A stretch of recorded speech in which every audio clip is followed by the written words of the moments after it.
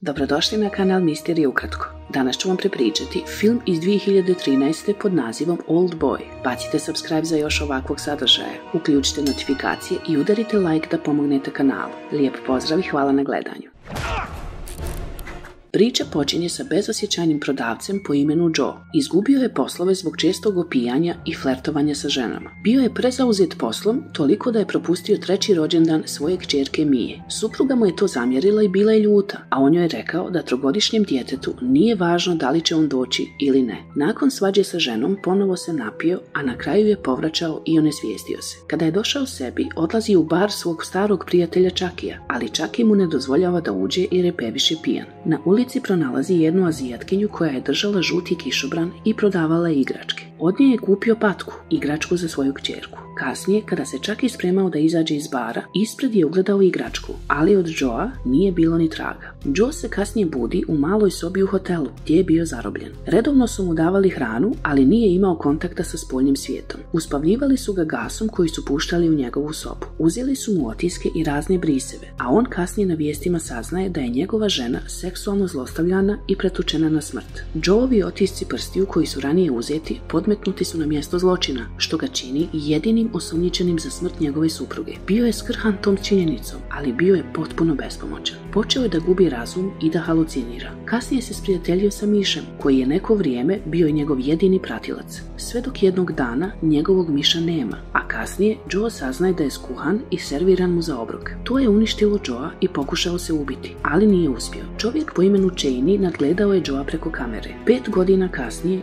Joe gleda kriminalističku emisiju u kojoj se prikazivalo ubistvo njegove žene. Saznaje da je njegovu kćerku usvojio drugi par i zaplakao je kada je vidio kako svira violončelo. Počinje da joj piše pismo i obećava da će se promijeniti kako bi postao bolji. Prestao je piti i počinje redovno da vježba. Na ruci je urezao po 1 liniju za svaku godinu u zatočeništvu, a u kupatilu je pravio plan za bjegstvo. Također počinje da pravi listu imena koja bi mogla biti odgovorna za njegovu sudbinu. Prošlo je 20 godina i Joe je odlučio izvršiti svoj plan za bijeg. Dok se spremao da pobjegne, pažnju mu je privukla krimi emisija. Intervjuisali su njegovu kćerku Miju, koja je sada postala poznata čelistkinja. Rekla je kako mrzi svog oca zbog onoga što je uradio njenoj majci. Dok je on gledao kćerku, u sobu je ponovo pušten gas i on se onesvijestio. Kasnije se probudio u koferu usred ničega. Bilo mu je drago što su kod njega bila sva pisma koja je napisao Miji. U jakni je pronašao nešto novca i mobilni telefon. Na ekranu je bila slika njegove kćerke, kao i tajmer koji je otkucavao. Ugledao je djevojku sa žutim kišobranom i potrčao je za njom. Sportista koji je bio u blizini ga udara,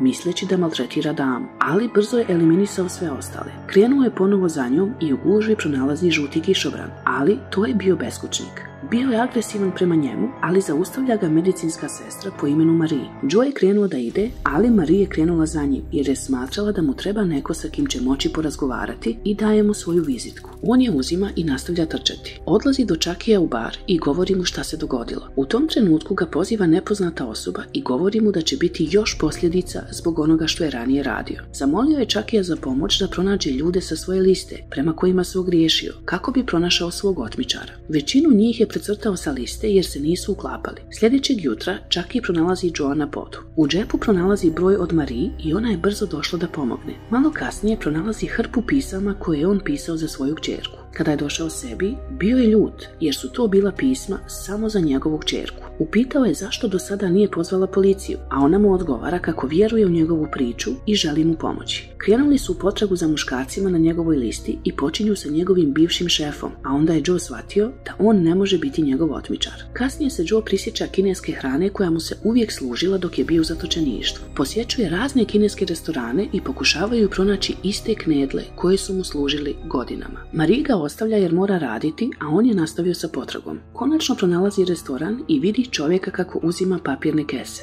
Joe je uzeo čekić, sjeo je na biciklo i krenuo je za čovjekom. Ušunjao se u garažu i eliminisao je čovjeka i čuvare, a onda je stigao do zatvora. U sobi sa ekranima Cheney je bio zauzet praćenjem ostalih zatvorenika. Joe ga pronalazi, a onda ga je počeo mučiti. Cheney mu otkriva da je on samo unajmljeni čuvar objekta. Daje mu traku na kojoj je snimljen glas njegovog otmičara. Po izlasku borio se sa čuvarima koristeći samo čekić koji je ukrao. Uspio je da izađe i spašava ga stranac koji ga je odbacio do Čakijevog bara. Chucky ponovo zove Marie i ona dolazi sa prijateljem doktorom koji je sanirao njegove rane. Ona mu se polako počinje približavati, a Joe joj govori da ode. Te večeri u baru ponovo je dobio poziv od nepoznate osobe. Joe je uzvratio poziv i čuo je kako u blizini zvoni telefon. Ta osoba sjedila je preko puta njega i njegovo ime je Adrian.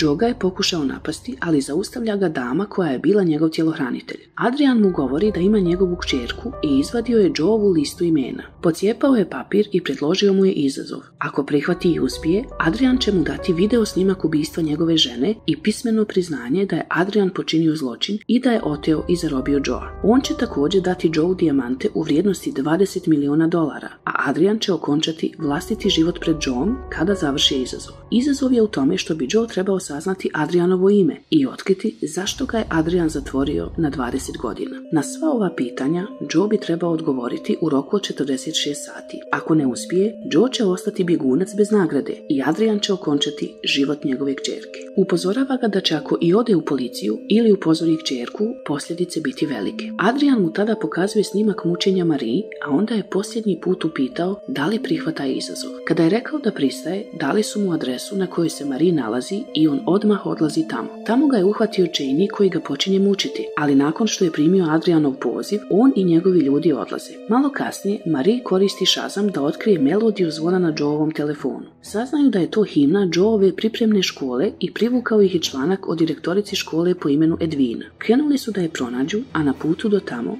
Joe joj priznaje da je ranije mnogo pio. Stigli su kod Edwine i Marie je pita za Joea, pokušavajući joj odvratiti pažnju dok se Joe ušunjao na stražnja vrata. Marie joj govori da je Joe nevin i da mu je podmetnuo drugi čovjek iz iste škole. Joe je pronašao godišnjak i u njemu pronalazi Adrianovu sliku, a onda je odlučio da ga ponese sa sobom. Marie nastavlja da razgovara sa Edwinom i ona joj govori da je školu sagradio njegov otac i da mu je oduzeo. Upravni odbor prodao je školu nepoznatoj kompaniji i kapije su od tada zaključane. To znači da su svi dosijeji i evidencije škole i dalje tu. Njih dvoje kasnije odlaze u školu, ali ona je zaključana i čuvar ih je posmatrao, pa su odlučili da se vrate uveče. Odsjeli su u hotelu i ona je brinula o njegovim ranama. Vodili su ljubav, a Adrian ih je posmatrao na monitoru. U međuvremenu, Chucky je istraživao o Adrianu i konačno se sjetio nečega. Pozvao je Joea da mu ispriča šta je otkrio, ali uključila se govorna pošta i ostavlja mu poruku, ne znajući da je Adrian presreo poziv. Kaže da se sve vrti oko djevojke niskog morala, misleći na Adrianovu sestru. Adrian se toliko naljutio jer je Chucky tako nazvao njegovu sestru i odlučio je da ode u njegov bar i da ga ubije. Te večeri njih dvoje su provalili u školu i uzeli su Adrianov dosije. Saznali su da je njegova sestra Amanda također išla sa njima u školu. Kada je našao njenu sliku, sjetio se da su je on i Chucky često zadirkivali. Jedne večeri Joe je pio u školskom dvorištu i uhvatio je Amandu kako vodi ljubav sa starijim čovjekom. U školskoj biblioteci Joe i Marie tražili su novinske članke. Saznali su da se Adrian sa svojom bogatom porodicom preselio u Luksemburg gdje se desila neopisiva tragedija. Svi članovi njegove porodice bili su mrtvi, osim Adriana koji je bio teško povrijeđen. Ubica je bio njegov otac i Joe shvata da je čovjek kojeg je zatekao one noći u školskom dvorištu sa Amandom bio u stvari njen otac. Kada su se vratili do auta, otkrili su Chuckyjev jezik.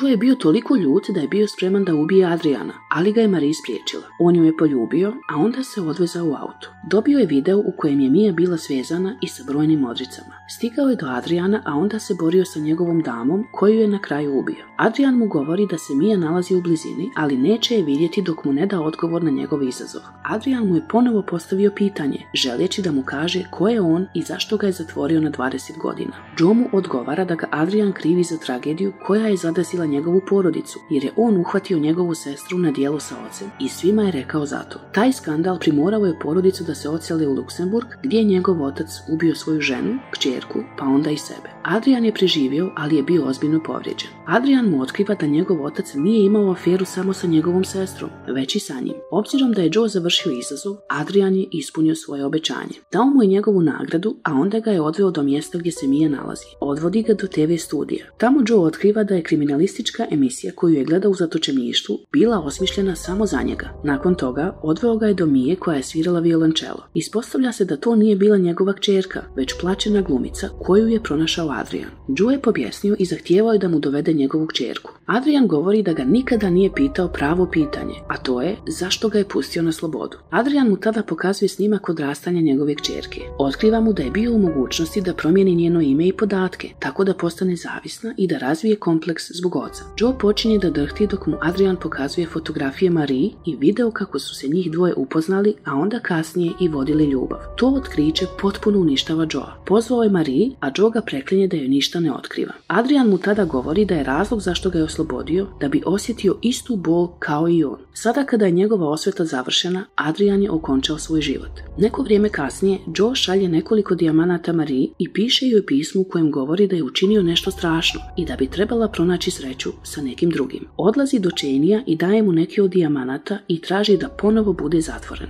Film se završava tako što Joe sjedi na krevetu u svom starom zatvoru, a na licu mu se pojavio misteriozni osmijeh.